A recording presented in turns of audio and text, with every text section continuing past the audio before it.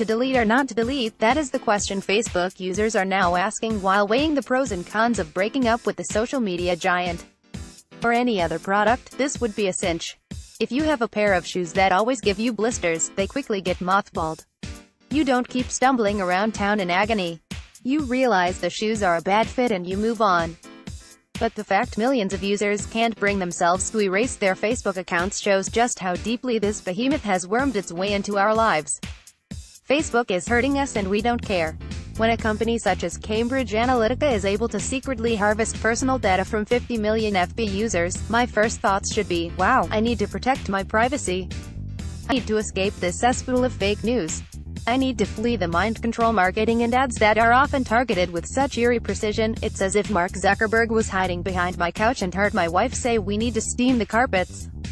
I need to get out before I become a stooge in a future Russian propaganda campaign that tricks me into believing my neighbor is a Satanist or Justin Trudeau is the greatest prime minister ever. I need to be free, but what I actually think is, I can't delete my Facebook. That right there is the FB paradox. Maybe we were fools to voluntarily surrender our data in the first place. Maybe we should have realized sharing personal details with a global corporation was a terrible idea. But the truth is, it's too late now.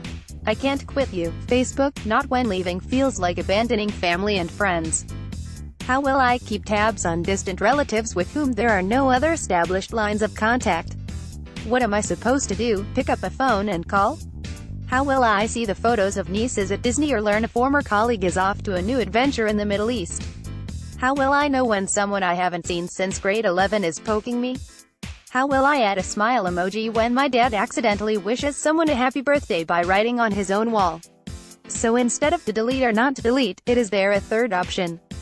I believe the answer here is a resounding maybe. Now, look. I'm no tech expert. I won't pretend to grasp Facebook's proprietary algorithms, or even know what proprietary algorithms means. But if the central fear is that Facebook is now treating our data like a rented mule, what if we changed the rules? What if we corrupted our own data to make it useless? Stay with me. If you tinkered with your settings and monkeyed with your birthday, your sex, your city, your job, your relationship status? What if you started liking stories you hated and clicked on ads for products you'd never buy?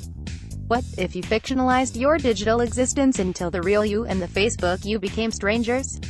If you did that, your data would be worthless, which would make it priceless. Granted, this may be confusing to those on the periphery of your friends list. I mean, if I suddenly tell the world I am actually a Caucasian lesbian senior who lives in Albuquerque and volunteers with the NRA, my inbox is sure to clog up with a few baffled messages. But for the people who really know us, the inner circle nobody wants to lose, this active personal disruption would be obvious. Our loved ones would know this was just a clever ruse to throw off any evil and faceless data miners who may be inclined to aggregate and weaponize our info in the years ahead. Why did you just say you're now single? My wife will ask. I did it. I will reply. To protect you. Ultimately, this is all about managing the FB paradox.